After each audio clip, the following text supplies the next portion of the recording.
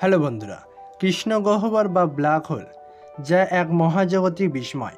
এই ব্ল্যাক হোলের টানে যদি কোনো তারা চলে আসে তার কাছাকাছি, তবে সেটিকে মুহূর্তের মধ্যে গিলে নেয় ব্ল্যাক হোল। কয়েক মুহূর্তে ছিন্ন বিচ্ছিন্ন হয়ে ধুলোয় মিশে যায় একটি তারা।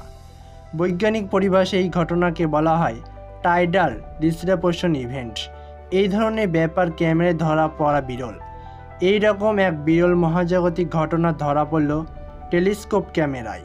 একটি বিশাল কৃষ্ণগহ্বর গিলে খাচ্ছে একটি তারাকে, আর যেখান থেকে বেরিয়ে আসছে আলো। আমাদের পৃথিবী থেকে এই ঘটনা মাত্র 21 আলোকবর্ষ দূরে ঘটল। সোমবার ইউরোপিয়ান সার্দার্ন অবজারভেটরি থেকে এই মহাজাগতিক বিস্ময় ক্যামেরাবন্দি হয়েছে।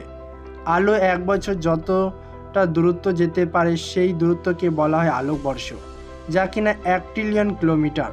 ফলে বুঝতেই পারছেন পৃথিবী থেকে কতটা দূরে ঘটলো এই মহাজাগতিক ঘটনা।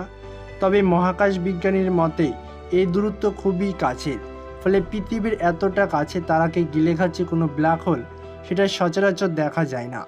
মহাকাশ বিজ্ঞানীদের বক্তব্য, এই ধরনের ঘটনা খুবই বিরল। পুরো বিষয়টি অতি দ্রুত ঘটে, তাই টেলিস্কোপ ক্যামেরায় ধরা পড়ে না। একটি তারা ব্ল্যাক হোলের কাছাকাছি এলে তারা মহাকর্ষীয় বলে ওই ব্ল্যাক হোলের কেন্দ্রের দিকে ছুটে থাকে।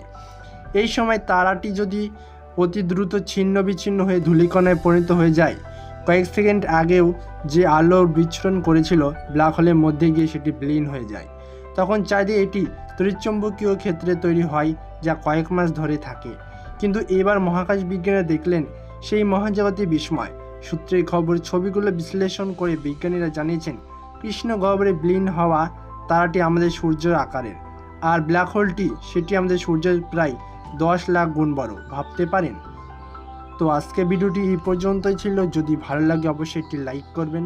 এই রকম গুরুত্বপূর্ণ ভিডিও পেতে আমাদের চ্যানেলটি সাবস্ক্রাইব করবেন।